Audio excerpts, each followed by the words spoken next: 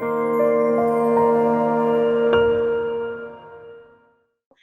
am here with Dr. Chris Milkie. He is CEO and founder of Milwaukee Foot and Ankle Specialists. He's also co-founder of Genius DPM, which is a coaching and consulting company.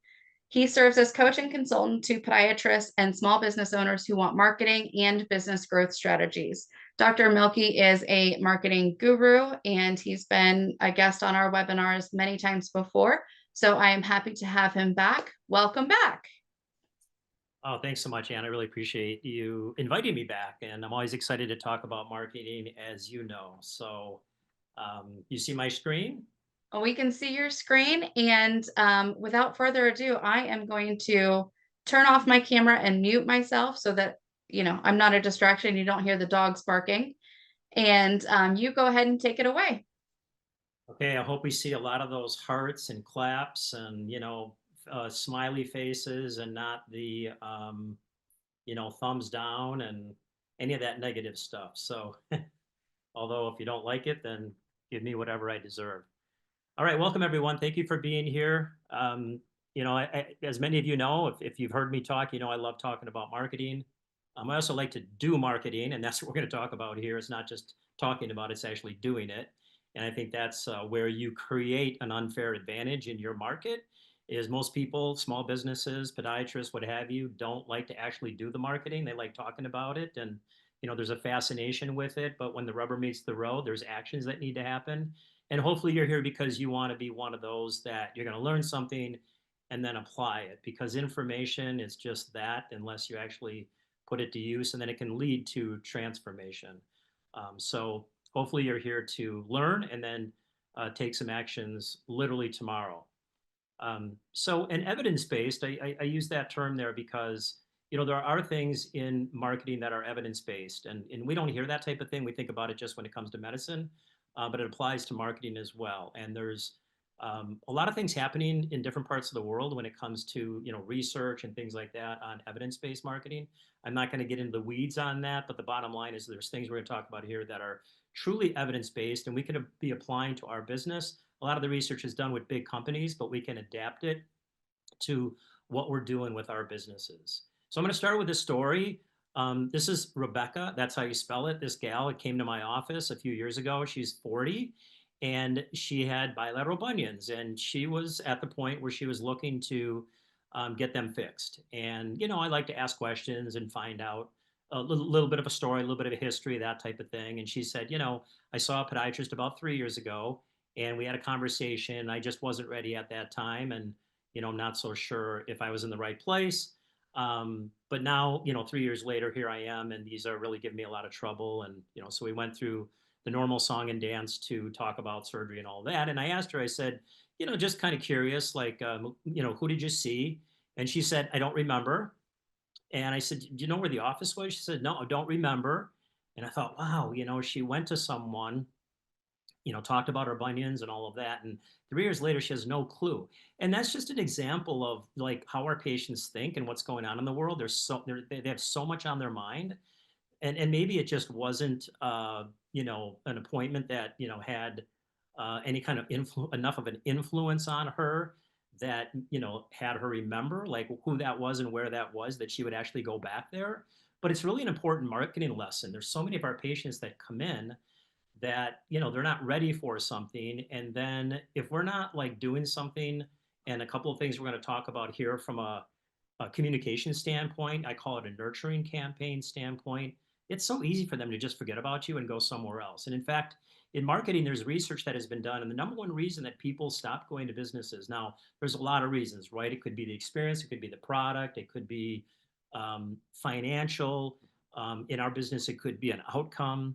Obviously, it could be someone dies, someone moves. There's a lot of reasons, but the number one reason is that the business didn't communicate with them, connect with them, reach out to them, just like stay in touch, right? And it's such a huge mistake that most businesses make. And certainly there's some that inundate us with too much stuff, but at the same time, it's a lesson learned for us.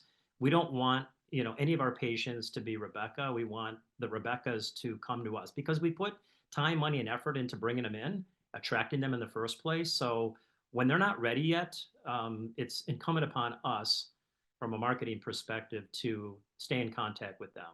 So um, I when I first started doing marketing talks about 10 years ago, one of my first slides was patience and consistency, because that's really what it comes down to in marketing is being super patient and having a long-term approach and realistic expectations in terms of what the marketing that you're doing can do for you. Because we all want to think that we put a buck in, we're going to get $2 out tomorrow. And not all marketing is like that. Some of it is truly like a capital investment to get a long-term return. So we've got to be patient with that. And if we're doing things that we believe that should, we have an expectation that we should be returning, an ROI on that tomorrow, you're going to be really disappointed. And then you're going to stop marketing and then you're going to get stuck and you're going to put this ceiling on your business where you can only get to a certain point with revenue. And I'll talk about that more because that's a concept that comes up a lot. I believe that lack of marketing, lack of consistency, lack of patience oftentimes is what imposes that, self-imposed ceiling that a lot of businesses have, where they get to a certain revenue point, 600, 800 million, whatever that number is, and they can't figure out why they can't get further. They've got the skills, they've got a good location, they've got, good systems, they got a good patient experience, and yet they don't have the marketing because they're only investing a small amount and they don't really have the right expectations to what should be happening here. So that's why I spend a little bit of time on that, because I think that's really super important. So there's no easy button to marketing. I look back, like I'm in my 34th year of business and still learning and growing and curious about marketing and podiatry in general. There's no easy button. And 30 years ago, maybe there was, maybe, because we did some newspaper ads and things that we could do back then that, did pretty well without really a ton of effort. But now, wow, I mean, the public is very skeptical and jaded and too many messages and all of that and more mediums that, there's so much to choose from. And who do you trust nowadays and all those kinds of things, right? So there's no easy button, but I believe there are some shortcuts that we'll talk about here, some things that we can really focus in on. We don't have to do 100 things, but we have to do a few things pretty well and consistently and be patient and think long-term about them. And then, of course, there's evidence. And, we talked about evidence-based things. So the great news is this. You really may just be one marketing tactic away from making the next leap in your business. I always think about that with my business. I've got a couple of new things going that are fairly recent here in 2025 that I really believe are going to be big hitters for the business. And they're new, like they're things that they're not necessarily new mediums, but they're new things that we're doing on some mediums that, where there's a lot of attention. But if you don't test and try and again, be patient and think long-term about that, then you're never going to get to that point. So, maybe I can, bring you some of these today.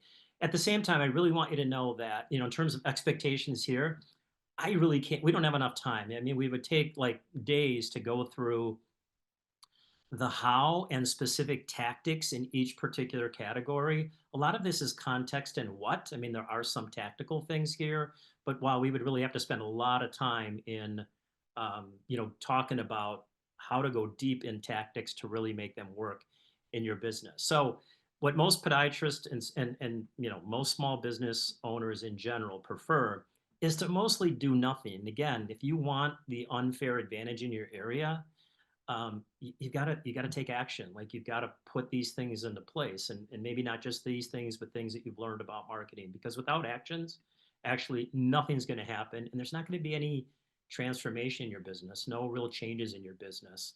And there's not many people. Like of the people that are here, there's probably a very small percentage of you that are really going to go out and take some actions on this. And I think that's kind of disappointing, but it's the reality. Okay, tomorrow you get busy, patience and notes and staff and finances and everything else. And marketing just always takes a back seat. And I learned years ago that, man, you got to put that thing up front if you want your business to grow.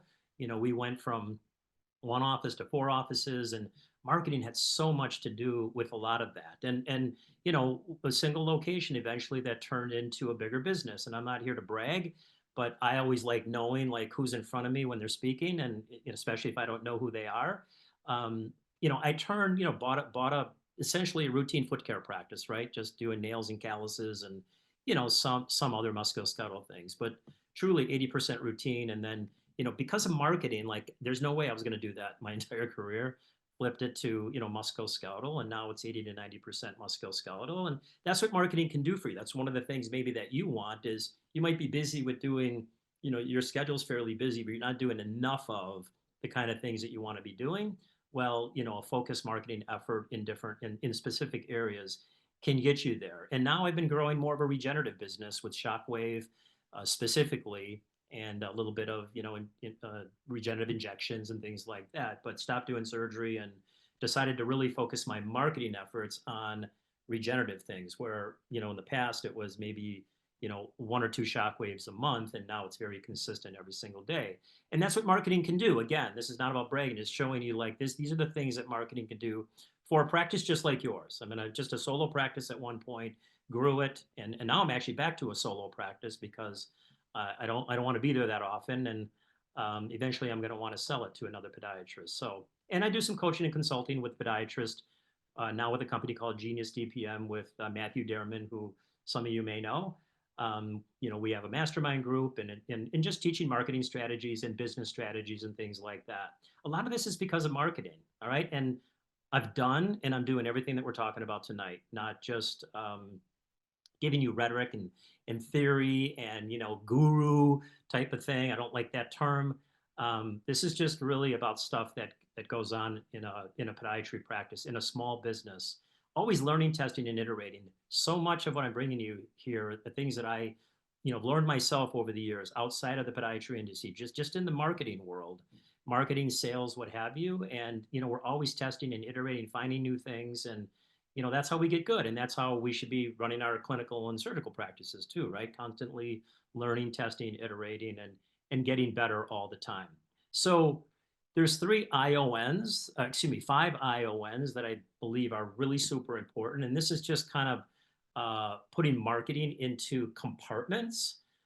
So the first thing we want to do is get the attention of the public. And, certainly underpriced attention is best because, there's many ways to get attention, and there's things that are, quite pricey when it comes to that. But I always like to look for as many underpriced things as possible. Who doesn't? But then scale them up if they're working. So without attention, then we can't get to the next four. So we'll talk about the different ways that we can get attention.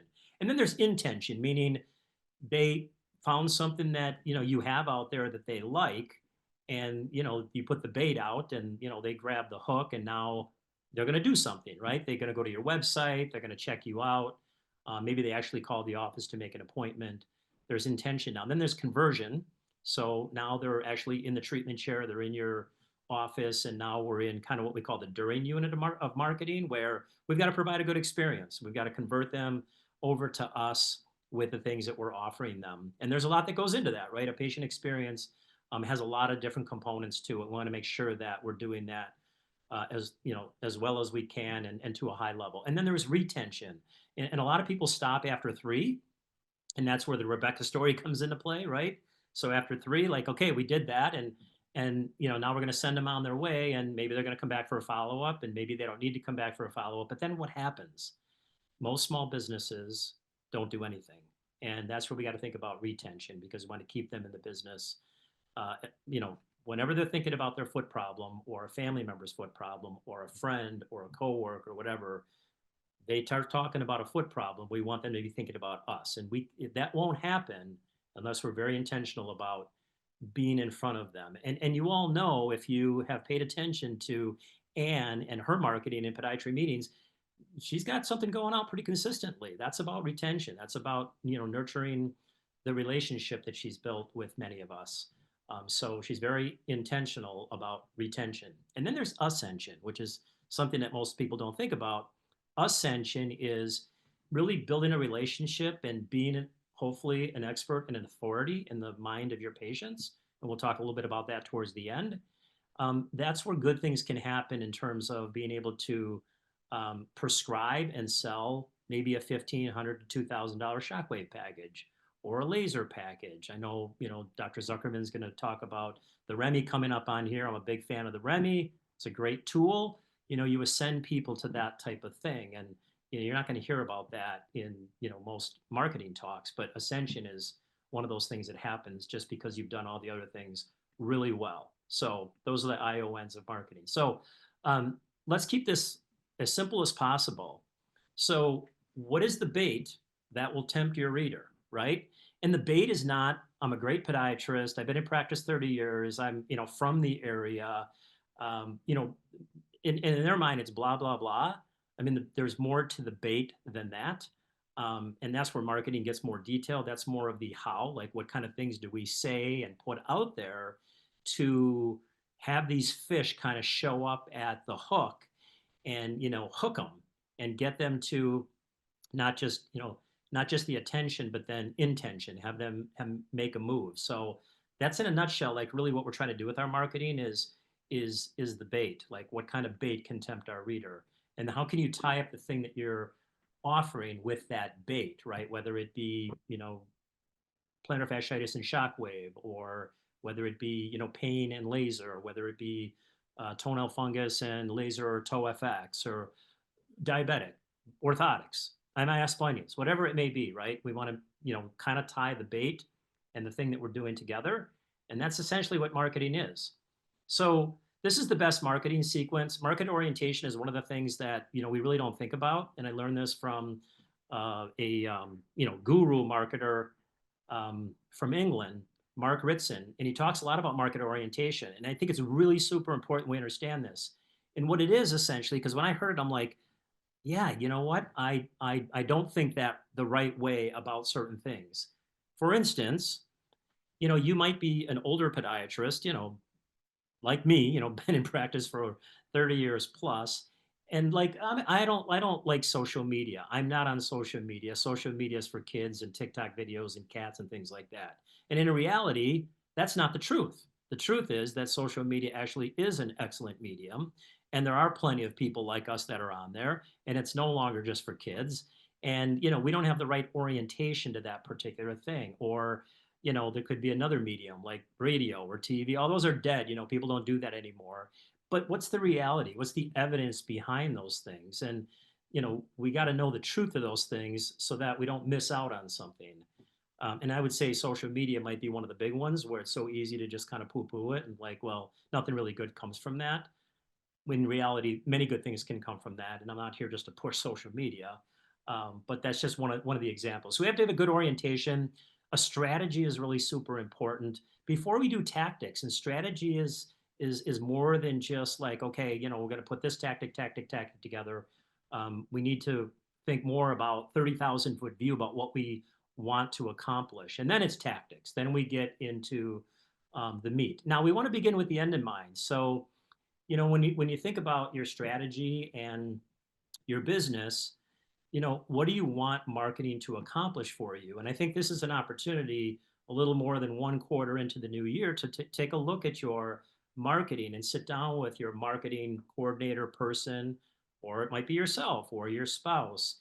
And like, what do you want marketing to achieve for you? This is an opportunity to kind of reflect and then, put a plan in place, a strategy in place, and then the tactics that go along with that. So do you want marketing to help you become profitable because maybe you're not right now, or you are and you want more profits? That's something marketing can do for you.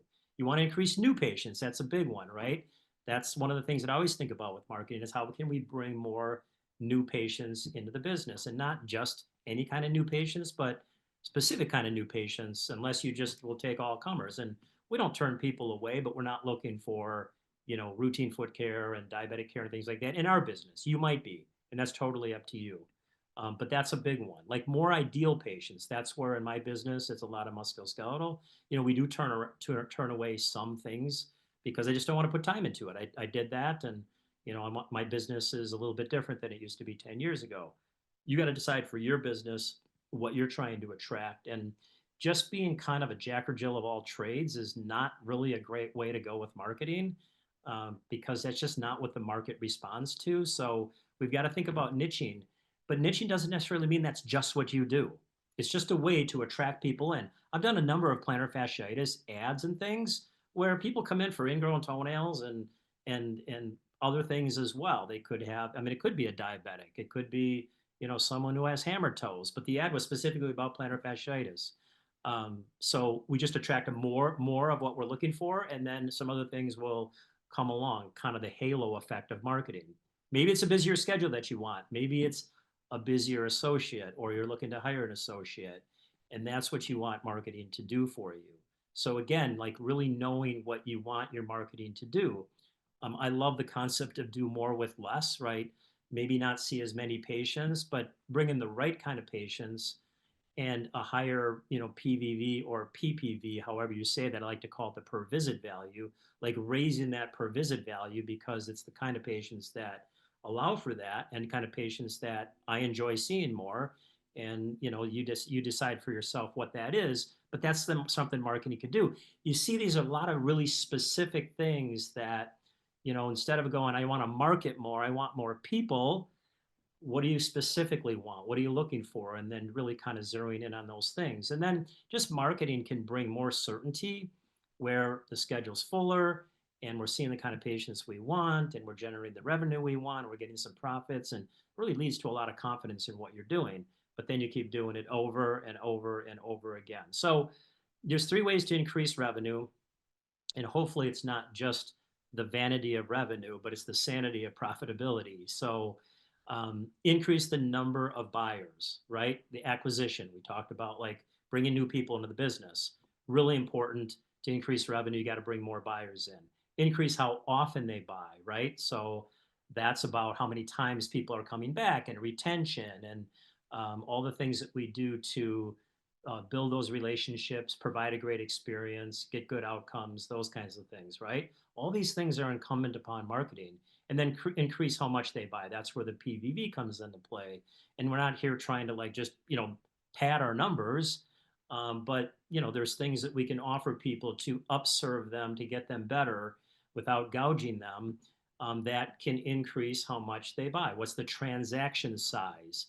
And this is one of the metrics that we pay attention to in our Genius DPM coaching. I mean, it's a huge eye opener for podiatrists when we go through numbers and have them, share numbers and help them with their numbers. And I mean, we've increased businesses by six figures in many cases because of just little things like the three here that I put out there: how to acquire people better, how to, keep them coming back, retention, better experience, and then, how to increase the PVV in the business, go from maybe a PVV of 125 to 175, or from 175 to 225. Again, with upserving our patients and being more intentional about the things that we're doing in our business. All marketing is every single piece of that. So that's why marketing is so important. We must diagnose before we treat. So marketing, thinking about your marketing, your 30,000 foot view is no different than a patient walking in the door. And the first thing we're going to do is we're going to diagnose their situation. So there's 4 points to consider with diagnosis. One of them is just knowing your current metrics. Again, this is taking a step back from your business, your marketing, and looking at it and going, where are these particular metrics? What is the lifetime value of a patient? Why is that so important? I mean, this is something in the marketing world that is just critical, like knowing how much a patient is worth to us. And what we have found in podiatry through looking at numbers for the past 10 years of, over 100 practices, is the typical lifetime value of a podiatry patient is somewhere between about $600 and $1,500. Okay, that's really important to know, because then the question would be, from a marketing perspective, how much are we willing to invest to bring in one of those patients that's worth between $600 and $1,500? That doesn't mean on their first visit. It means over the course of a lifetime. I have a plantar fasciitis patient that came today for the third time, right? Got orthotics, cortisone shot, night splint, all sorts of things, right? So there's a value to that over the course of, and that's only 3 visits. Now, this patient might come to me 6 to 8 times over the course of time. Could end up being, like, I consider my plantar fasciitis patients to be close to about $2,000 in lifetime value, higher than the typical patient, because I do shockwave and different things like that. So, just on average, $600 to $1,500 is where we find that to land. So how much can we invest to bring one of those patients in? That's really important to know. We're not going to pinch pennies to bring in patients that are worth a decent amount of money to us, but we're also not going to break the bank on it either. And then customer acquisition cost. How much does it cost to bring a patient into the business? It's nice to know that, right? Like the total number of patients divided by how much that you spend on your marketing is going to be your customer acquisition cost. So it's an easy number to figure out in a business. And again, we like to go through these numbers because we find that when you have the truth about what's happening with your numbers, it makes marketing so much easier in your business, and it makes you knowing what to do next and where to focus and things like that. We want to know the number of new patients, also an important metric, and then total visits. So these are four that I look at all the time. Like I want these on my fingertips. I want to know these pretty much every month, at least every quarter, and obviously every year, so that we can really track where things are at in the business. So that's number one. The first thing of diagnosis is knowing what our metrics are. And then, of course, what marketing is being done, how often, who is doing it, and how is it performing?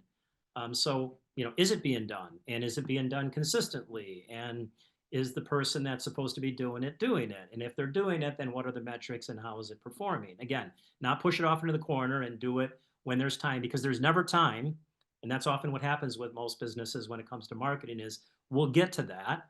And the good businesses, it's actually a department, no different than a billing department or a front desk department or a medical assistant or a clinical department.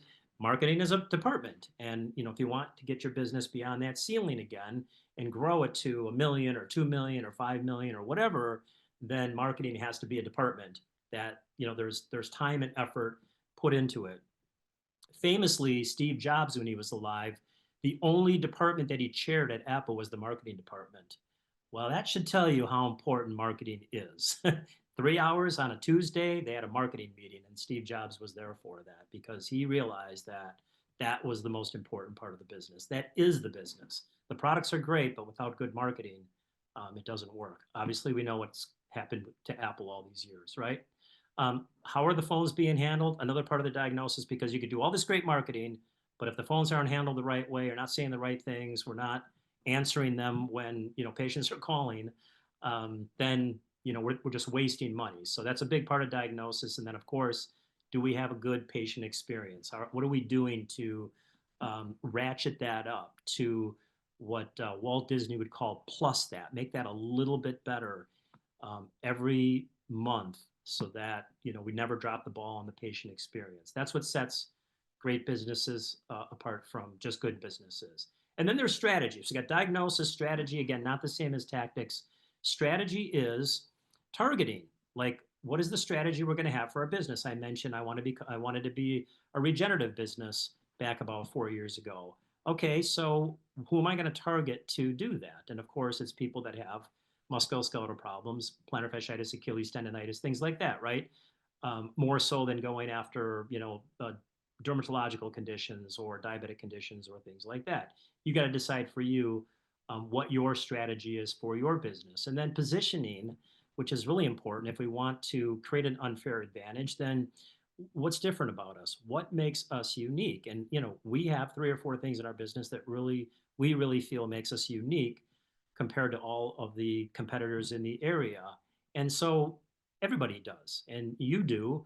You just got to sit down and figure out what those are. I mean, for me, one of them is I don't do surgery. And I want to talk about that in my marketing because most people, almost everybody who comes in doesn't want to have surgery. Some need it. So, we make sure they get it. But, we talk a lot about, pretty much being a non-surgical practice. And it does attract in the people that we want. So you got to figure out what your positioning is. And objectives are the things I mentioned earlier about what are you trying to accomplish? More new patients, better patients, musculoskeletal patients, certain types of patients, just increase your revenue, get your schedule fuller, hire an associate. Like you don't need a ton of these. 1 to 3 things that you're really focusing on. For me, new patients, total patient visits, always big ones on the list. And of course, how many regenerative patients are we bringing into the business? Again, a lot of this is context and kind of taking the step back in your business and taking the time to really look at your marketing department and figure out what's next. I get asked often, myself and Matthew Derman at Genius DPM, like the common question is what percentage of revenue is best for marketing? Okay, now I'm going to answer that because there is an answer to it. It's typically about 5% of revenue. But in reality, what we've seen is that most practices that we've come into contact with over the last 10 years are somewhere in the 1% to 2% range. And again, that's part of the reason why a lot of practices have a ceiling on their revenue. They just can't quite get beyond. And part of it is there's not as much that could be invested in marketing as there could be, so or should be to get to another level. Of course, the right things. So that's a common question, and a better question would be, what are your objectives? If your objectives are to go to a higher level, go beyond the 1 million to a $2 million business or whatever, it doesn't mean you get crazy. At the same time, that percentage might be different. I've had times where I'm at 10% of revenue for marketing because what I want to accomplish in the business. So the objectives are more important without, again, going crazy with it. But that's not unheard of in businesses to go to 10, 12, 15% sometimes because of what's going on in your business. But 1 or 2%, and then like pumping your chest out and feeling good about the fact that, like, well, I'm only investing 1 to 2%. It's like, well, but then you're kind of stuck in terms of where you're at, unless you have other ways to grow your business. So um, you got to decide what you want for your business. And if you want to grow and go bigger, and this is definitely an evidence-based thing that's been studied over and over again, it's really about acquisition. Now, we know that we talked about retention, and we'll talk more about retention, but acquisition is king. So we always say in podiatry, 20% of your patients should be new patients. So if you're seeing 100 patients, 20 of them should be new patients. So that 20% number just makes for a healthy practice, can allow your practice to grow. And then you've got more people that you can retain. And then you have more people that have the ability to refer to you. So acquisition is king. And they looked at a lot of big businesses, Apple versus Samsung. Most businesses in that world, and probably in all businesses, all have attrition and have maybe the same amount of attrition. You might have the same attrition as a podiatrist down the street, but you might be better at acquisition. So you're Apple and they're Samsung. And that's, how I think about it is I want to be the Apple on the block, not the Samsung, because Apple's way better at acquisition. They may not be as good as retention. So they're both going to have attrition. We just want to make sure that we're constantly acquiring. And then there's this concept, which is kind of a big deal. And we're going to spend a little bit more time on this. Because the question does come up, should we spend some time on branding and not, Coca-Cola, McDonald's, Apple, Google type of branding, because that's obviously off the charts. We're not in that ball game, but just some branding. And there's some things we can do from a branding perspective. And that's long term, right? That's the people that aren't ready to buy yet, but now they remember your name when it is time for them to buy, when they do sprain their ankle, when they do have an ingrown toenail, when they do get gout, when that heel starts to hurt. Like, we want them to be thinking about us. So we have to be intentional about being in front of them consistently so that our brand comes up in their mind, not podiatrist near me. It should be, Dr. Smith, the podiatrist that stays in contact with me, that I know or I've heard about, or a family member or friend told me about, that comes to me. So that's the long. The short is, the activation stuff, the things that we're doing to perform for us right now, the direct response. We want to, bring patients in tomorrow doing these particular things. We want some of that to be part of our marketing. So it's long and short. And these are the two guys, they're both English guys, that came up with the research, again, evidence-based research behind long and short. We don't want to just be doing one thing. Let's just do Google ads and that's it. And we're going to hope that, the doors break down. In reality, that's not what happens. So they found that about 40% of what we should be doing with marketing is the sales activation, the performance stuff, the now stuff. And the brand building, the later stuff actually should be more. And, that can be quite like eye-opening to people, because most of us don't think about, and there was a day when I didn't really think about the branding part of the business as much as I do now. And you realize how important it is to the business. And that's typically stuff that happens more later. It's not necessarily 3 years from now. It could be 3 weeks from now. But we really want to be doing both. And Peter Drucker, who's a famous marketing management guru, wrote books and all of that and courses. And work with big companies, you really have to produce results in both the short term and the long term. That's what you want your marketing to do for you. And then there's the 95-5 rule, which is part of this long and short. When we're putting stuff out there, 95% of the people aren't buying right now. So if we have Google ads out there, or if we're doing, direct mail, there's a lot of things that we're doing in marketing, and maybe you're doing mass media. The vast majority of them aren't in the market right now to buy.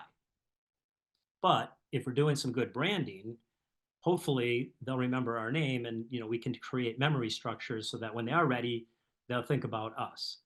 So we're really only going after a very small percentage of the market, but there could be a lot of people depending on the area you're in. So only 5% of the people are buying now.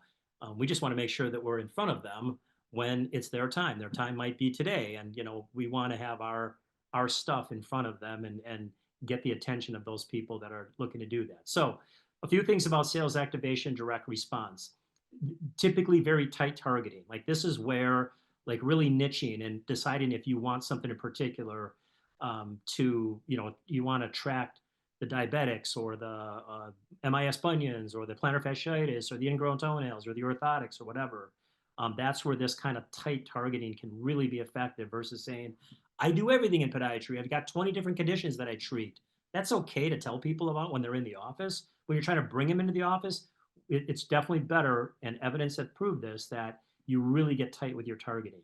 It's a short-term effect, right? We want to, again, put $1 out, get $2 back, and hopefully, fast. If we're spending, $500 on Google ads for the month, we want to make sure that at least 500 is coming back, if not maybe 3-4 times that.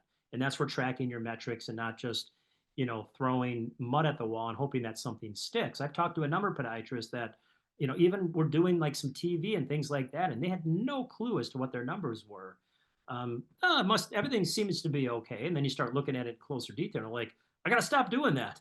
It's not working for me. So you can get a cash infusion for the sales activation stuff. Again, Google ads, 500 in, maybe 1,000, 3,000, 5,000 out. And remember, a lot of this is about the making sure that you pay attention to your metrics. That's really super important. I'm going to stop for 1 second here, and I just got to click something off here. Okay, here we go. And it can have a good ROI, as I mentioned, just like we talked about with Google ads. It can have a good ROI. So here's some sales activation tactics. This is where we get a little bit more into detail on tactics. And again, we can't go deep into how to do these. I mean, there's a lot to just doing Google ads. It's not just do Google ads and invest $500 in Google ads. But what Google ads, and are we paying attention to how much traffic we're getting for that type of thing? But certainly it is one of the things. And I was in a room in Boston doing a talk to 100 healthcare professionals, more, like chiropractic and physical therapy and MDs, and, a smaller percentage of podiatrists. And I asked the question, how many of you are investing in Google ads? And I was shocked that only a quarter of the room were investing in Google ads. And I would say that this is low-hanging fruit in any business. Now, again, you have to do it right, and you probably have to have somebody help you with it. At the same time, I've never seen a case where there hasn't been a positive ROI for it. So if that's what's going on with you, this is one of the tactics that, like, if I was sitting down with someone and saying, these are the 5 to 7 things that you should be doing in your business every single month, this one definitely is in that category.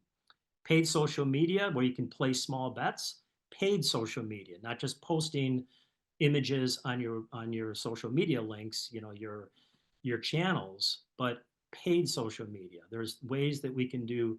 You can invest a small amount in, for instance, Facebook. And again, the how to this, the tactical things to this, the detail of this is beyond what we can talk about here. But this is a great place to place small bets and test different things at, a couple $100 a month for that matter, and see what works. Again, this is something where, you definitely want to have somebody help you with it. Direct mail, another, can be postcards, different things like that, $100, $200 in, and potentially, double, triple that out. Email selling, upserving to your list. To me, email is branding and It's also sales activation, retention. I talked about and doing podiatry meetings, emails on a consistent basis. Some of it might be selling. Some of it is just, good content and good information and providing value. Um, that's where you can definitely build brand, but also get sales activation. And then direct response types of mass media.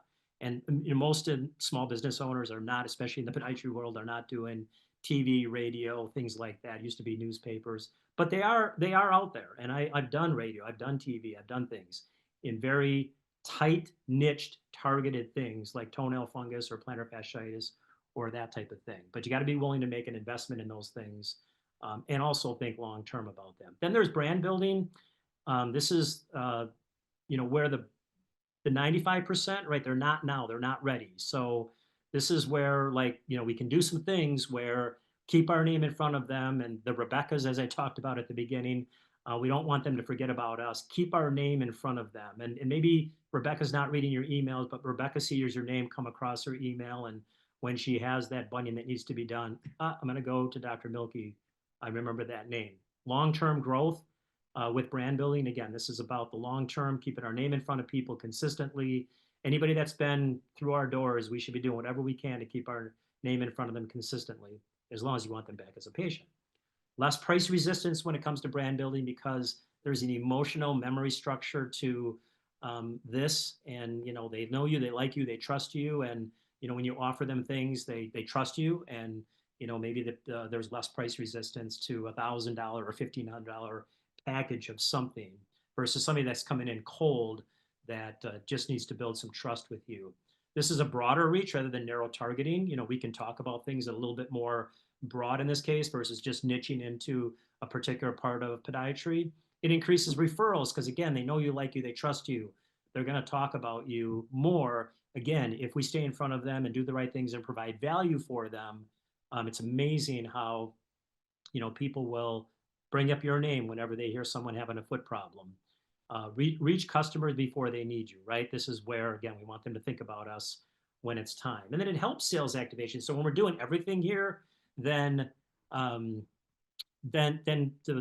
long term can help the short term because your name's out there. There's an awareness of you. And now when something comes up, it's amazing how many patients have come in with the marketing that I've done over the years where, like, my sister heard about your stuff, or my cousin heard about your stuff, or my coworker heard about your stuff. And those are people that never been in the business. They heard about me in some medium, whether it was, could have been Facebook, it could have been radio, it could have been something, but that's what marketing can do for you. Long-term stuff can help build the short-term stuff as well. So we want to build long-term memory structures with people. So we want to build two really important market-based assets. And again, this is all evidence-based stuff. So physical availability is consistently be where the eyeballs are. We'll talk a little bit more about that. We've already talked about some things we can do to be where the eyeballs are, right? The eyeballs used to be, they weren't even eyeballs at the time. They were ears. Back years ago when the radio started, that's where everybody was, right? That's where the attention was, on the radio.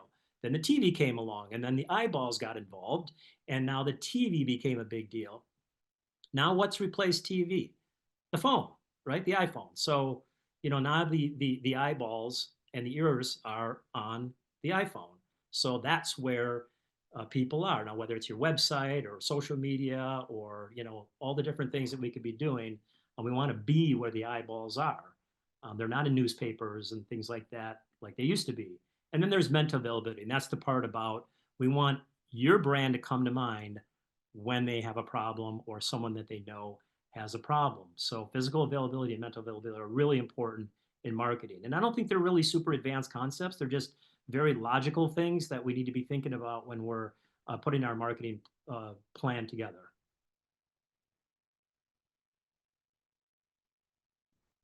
And then inexpensive brand building tactics. So again, we talked about sales activation and now the brand building tactics. And this is where, like, again, retention, the Rebecca story, staying in front of this is, again, this one here, the consistent email content falls into that 5 to 7 things that I would be doing very consistently in any small business, and certainly in a podiatry practice. We want to be doing this, again, Anne sends out emails like almost every day. I think it's awesome. I think it's a great way to do it. Am I promoting that for your business?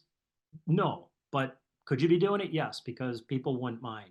I don't do it that often, but I do it very consistently. It happens every single week. That's how we build our brand. That's how people remember us when they come in. And it used to be years ago when I started doing this where every blue moon someone would mention it. And then every month someone would mention it. And then every week someone would mention it.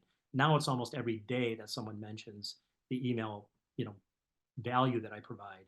And they're in the business, back in the business because they keep getting my emails. Consistent direct mail content, totally something that most people aren't going to do, but certainly an opportunity to stay in front of people on a consistent basis. I built my business on doing a monthly direct mail newsletter. I've converted most of it to digital. I still do some things direct mail, but certainly if I was starting out, young practitioner, not that busy, I'd be sending direct mail pieces to my patients and even to the community because it's inexpensive to get my name out there. Consistent healthcare partner content. This is where we can be sending something to the referring doctors in our area or referring healthcare partners of whatever kind, physical therapist, what have you, staying in front of them with some content on a consistent basis. At the beginning, I talked about the fact that there's not an easy button to marketing. There's simple things we could be doing, but it's not easy because there's some time invested in this. And that's where having a marketing department where some time is invested in marketing every single month is what's needed to, reach your objectives and get your business to where you want it to be from a revenue and profitability standpoint. Consistent social media content every single week. And I will tell you that this is the one where if you're just doing images, just photos and things like that, it's almost a waste of time. It's really come down to video. Video has become the game in social media. And I do know, working with a lot of podiatrists, that most don't like to be in front of the camera. And neither did I years ago. But I learned how to do it because I knew how important it was and I saw that train moving. Social media is really important to be doing consistently if you want to stay in front of the eyeballs that are out there. Be in front of the eyeballs that are out there. But just doing images and things like that aren't going to get you very far. Community liaison, physician liaison, certainly a good part of brand building with your healthcare partners in the area. And this is more advanced, but a book is really nice.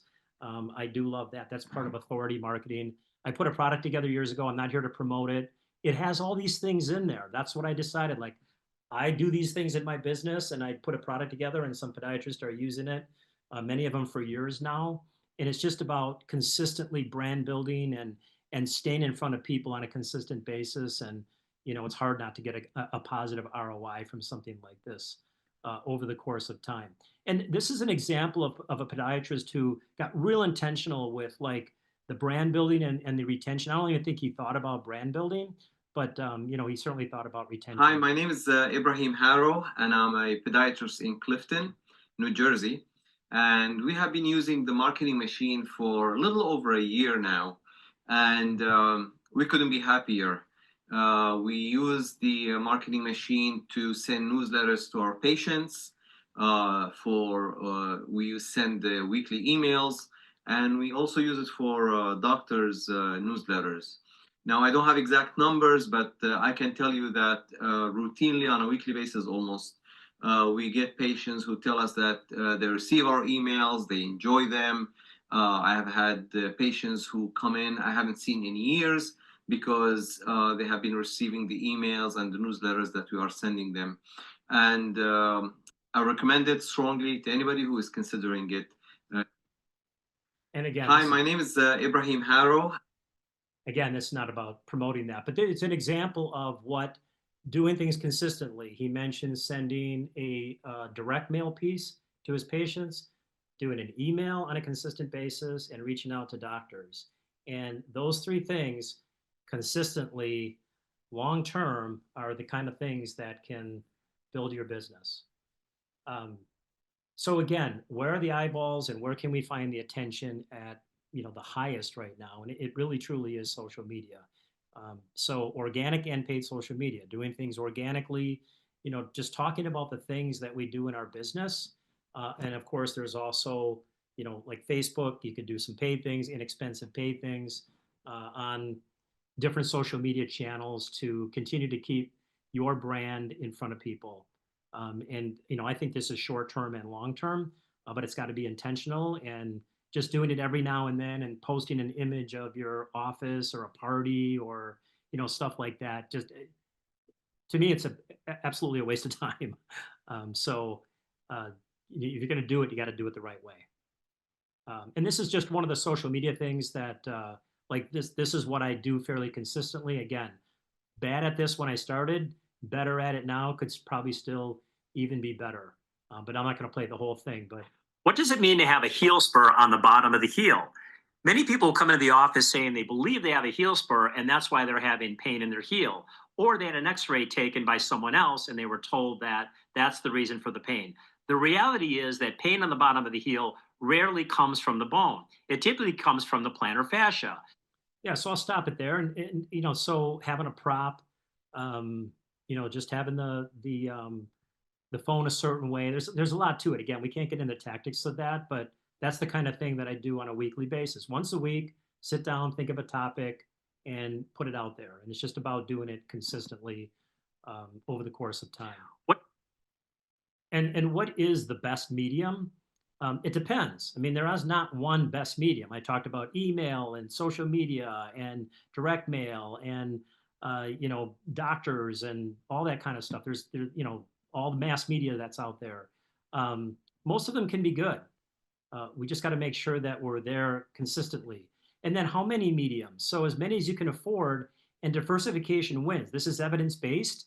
Like they looked at companies that did one thing, and then if they added another medium, then it went up by 18%. If they added another medium, it went up by 18%. Now, you got to be good too. I mean, you can't just throw anything out there. You've got to, make sure that you understand what you're doing. And again, that's the house stuff. That's a little bit more detail, more tactical. But we definitely want to be in multiple mediums. Think about like going fishing and put a lot of fishing poles and hooks in the water. You got a better opportunity than just putting one or two in the water. So there are a lot of opportunities out there for us now, especially with social media and all the different channels in social media that are out there. But I don't do this stuff on my own. I make sure that like somebody has a foot problem, I want them to hire a professional, that being us, right? If I want to do something good when it comes to tech, and social media and things like that, I hire someone who's good at it, right? Digital or analog, we talked about that, digital and analog. Direct mail is still effective. Be distinctive, like, you want to make sure that your brand, whatever you're doing, whatever you're putting out there, is consistent. And we want people to recognize it and remember it. And again, the more that we do, the more mediums we're on, the more that they see our images and our things, the better chance they're going to think about us when they're having a foot problem. A cardinal rule in marketing is don't be boring. Creativity is extremely important. That was not easy for us doctors, including me, because we want to think, which is totally not true when it comes to marketing, that, I'm good at what I do and I'm an expert at what I do. And I spend a lot of time and money at learning what I do. And, we provide a pretty good experience here. And, those things are kind of boring to patients. They want more to it than that. So, we want to make sure we do it honestly and with integrity, but creativity is important. That's why I don't really do a lot of these things myself. I make sure that I have creative people around me to help me with social media and Facebook and even some emails and things like that. And AI is out there now. So AI is helpful. I don't have it do everything for me. I have it do a little bit for me. It's certainly helpful to, get things moving along a little bit better and maybe better wordsmithing. So, we've got tools out there. So don't want to be boring, and emotion always trumps logic. And again, most of us, our left brain, fortunately, I do have a decent part of the right brain when it comes to some creativity. I just born with that.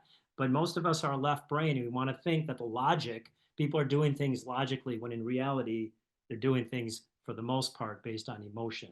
So here's the last piece of all of this, and I think it might be the most important piece for us. We always want to be building authority. We want to be doing whatever we can in our businesses to build the authority, the expertise in the eyes of the patients. Now, I'm not telling you to go do a book, but this is something I decided to do over time because the marketing gurus that I pay attention to told me that this is really important. So we use these books in the practice. And when you do something like this, it could be a white paper, it could just be, some consistent content that patients are getting. They look to you differently. You look like more of an expert in their eyes. you look like more of an authority. And in honesty, you actually look like a celebrity in some cases. And that's not even what you're trying to do, but it just happens organically. So we want to be increasing our authority. This is what a podiatrist said to me who's using the plantar fasciitis book that I have. He's licensing it in his business.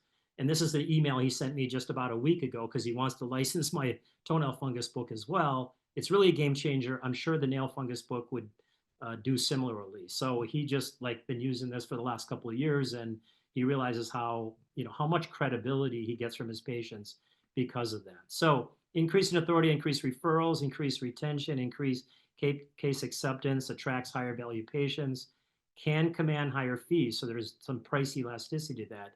People trust you more. They just look at you differently. We all know what celebrity and those kinds of things mean in, you know, just the world right now. So people look to it that way. And it's not even something I was trying to do with this stuff, but it just kind of happened organically. So reduces staff turnover. They, you know, they look at you as an authority. So here are the evidence-based marketing principles that we talked about tonight. And I hope I didn't talk too fast. You can tell I have great energy for this. I love marketing. But again, I love doing marketing too. So I want you to be a marketing doer, an action taker, not just someone who gathers information and then 3 weeks later forgot that they were even here and didn't do anything differently. So I really believe in the independent podiatry practice. I'm going to get on just a soapbox for a minute. Like we did this because we wanted to have our autonomy, our own business, you know, plan our own time, decide when we want to go to vacation on our own. You know, those are the things that we can still get in an independent business, and nothing against the big healthcare, you know, private equity and venture capital companies that are out there in podiatry. I'm just a huge advocate and champion the small business. But if we want to stay relevant and really grow our businesses and bring associates in and help the younger podiatrist get what we have, got to do it with marketing. You've got to be intentional about your marketing. So these are the evidence-based marketing principles. Just take a step back. Where are you at? Where are your numbers? What are you doing? Who's doing it? Is it consistent? If you don't have a marketing department, put a marketing department together tomorrow. Strategy, how are we targeting, positioning, how are we different, and then get tactical with it. Then start putting tactics together, do them consistently, place small bets. You don't have to break the bank on this. It's not expensive to market if you do the right things. You know, bring in somebody at a lower cost to help you with things if you need to. There's plenty of opportunities. Patient acquisition is king when it comes to evidence-based stuff. We've got to make sure that we always have at least 20% of our patients have to be new patients. Branding and sales activation, short-term and long-term. It's really important we do that. Go where the eyeballs are, be there physically, be there mentally, consistently, so that when patients have a problem, when people have a problem, they think about you.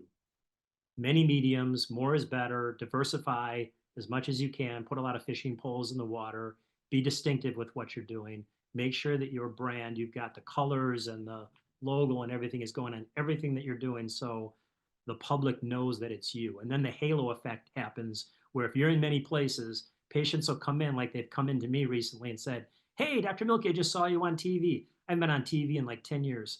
And it's only because there's a lot of things out there and they think they saw you somewhere, and it might have been radio or it might have been Facebook. Who knows what it was? But that's what we want. We want the halo effect of business. So take action now. As I said earlier, you may just be one marketing tactic away from making the next leap in your business. So if you like this and want more, Dr. Derriman, Matthew Derriman, and myself, we put together a free guide. Marketing is one piece of this. It's called 5 Proven Strategies to Scale Your Already Successful Podiatry Practice without adding more hours. That's really important. You can scale without having to be there longer and weekends and nights and all that kind of stuff. Go to this link, webinar.geniusdpm.com/scale to get that free guide, and just take your time going through it, and you'll get some pearls, and it'll help your business scale, because I haven't talked to a podiatrist who doesn't want to scale their business. There's a guide for that. And that's my grandchild, my first grandchild. I'm a grandpa. So proud and happy and all those things. So thank you, Anne. Thank you, everyone. I'm always humbled by anybody who would show up to listen to me. So I really appreciate that. And I'd be more than happy to stay and answer questions. Awesome. That was great. Congratulations on the grandbaby. That is very exciting. Thank you. I know my mother always says having grandkids is so much better than having actual kids. So, all right, we do have a couple questions. Dr. Frimmel just commented, I had to jump off early. We'll watch the webinar when it's available later. Thanks for a great presentation. So then we had Nicole. Where did he get the 95% of people aren't buying? What is the source? I'd like to track it. Yeah, I'd have to look that up where that came from. I've heard that actually twice in probably the last 3 or 4 months. Two different, marketing gurus. Actually, I think Mark Ritson was one of them. I mentioned him. He's a, English marketing guy who's been at, London School of Business and all different places, big name in marketing. But yeah, it's a well-known fact that the vast majority of the public are not buying. They're not buyers at this point. We all fit in that category. So we might be a buyer today for a car or whatever, but the vast majority of people around you aren't. So think of it that way. Like it's a huge percentage of people that are not buyers at this particular point. So it's just, I didn't make it up. I wish it was different. When I saw it, I'm like, darn, I want more people Yeah. like I want it to be the opposite way, or at least 50-50, or, when I'm sending something out, we all know that. Like we've done plenty, if we've done marketing, we've sent things out and like response rates, we just expect if we know this industry well enough, we expect response rates to be fairly low. It's just the way it is. Yeah, I mean, especially when you're talking about online marketing and marketing, I always say it's not a science, it's an art. You never really know where your traffic comes from. You can take some guesses based on, click-through rates and all that kind of stuff, but you never for sure know. So another question is, what is the benchmark for acquisition cost per Google Ads? Per Google Ads. Okay, that's interesting. Yeah. So the acquisition cost per Google Ads. So yeah, I mean, I have all those. My prior website company had those metrics. We were running between, it's like $30 to $60, just depending on the month, and just it can be, but somewhere in that ballpark. I want to say like probably closer to like $50 to $60 per was fairly consistent. Okay. In Dr. Harrow's video, he mentioned the marketing machine. Is that MailChimp? That's not MailChimp. No, the marketing machine is, so the marketing machine is a product that I created, and it's done where I write all the content for it. So Dr. Harrow is actually a client of that. And so I write all the content for that, and then I send it out to him and the other doctors that are clients of that. And then they use that content for their patients. He does a direct mail piece, he does a piece to the doctors, and then there's an email plan where we actually send the emails for the doctors. So it's not MailChimp, it's done through our own customer relationship management software. Okay, another question. What's the average recommended daily spend on Google Ads? I don't think about it daily. I'm actually doing it on a monthly basis. So we have like a budget that we're doing on a monthly basis. I know what my budget is, but what I found just working with podiatrists, that somewhere between $0 and a couple $1,000s a month. Now, I can tell you that when we were bigger, we were spending about $7,000 a month in Google Ads. Now remember, the average revenue per the lifetime value of a podiatry patient in our practice was somewhere about $1,200. So we needed essentially about 7 patients, right, from Google Ads. And we had, like probably triple that on a monthly basis. So that's where knowing your numbers and knowing those kind of details are really important, because someone would look at that and go, you invested $7,000. Again, we were bigger. We were a much bigger organization at the time. And, with 4 offices. And so our metrics indicated that every single month we were doing 2-to-1, 3-to-1, sometimes fortunately 4-to-1, return on ad spend. How big is your marketing department versus the size of your entire practice staff? Yeah, so I'm a solo practice, and if I were to add up the amount of time that is put into marketing in my business, because I have a couple people that are helping me with it. Actually, I probably have three people, but I'm talking about like someone who does some digital and someone who does some of the internal things. It probably would come down to about, I would say, about 5 hours a week. So Okay. yeah, this is solo practice. Now we had a full-time marketing person when we were 4 doctors, 4 locations, that type of thing. So every practice is different. And I can tell you that again, working with over 100 podiatrists the last 10 years, um, 5 hours a week is a lot. I mean, most businesses aren't doing an hour a week. And if you're in a business that you're really not doing much now, if you just do an hour a week and have the right strategy and then the tactics to that, wow, if you do that consistently over time, it can pay off huge for your business. It doesn't have to be a ton of time. I'm going to skip around here. David Loreno says, what about Google LSAs versus Google Ads? Have you used LSAs and seen much benefit from them? It's interesting you mentioned that because we are just like, I've been working with a digital company and it was kind of hard to get that started for some weird reason. They ask for a lot and, it sounds like you almost have to give them blood or your firstborn. So we're in the process of doing that. The digital company I'm working with, I mean, they love that. They've seen some real great success with other healthcare industries. So the answer to that is certainly it's and they're finding that it's as good, if not better, than just regular Google ads. So I'm looking forward to the possibilities for that. And the nice thing about that is just it's just based on clicks. So and you can set it at a certain amount. So you don't have to break the bank on something like that. That's one of those play small bet things. I think that way about Google ads too. We're not talking about investing a ton of money. Yeah. Earlier you mentioned $1,200. Is that for charges or collections? Collections. Yeah, anything that I Collection. in terms of dollars is collections. So I mentioned the lifetime value of a podiatry patient between about 600 and 1,500. It's collections.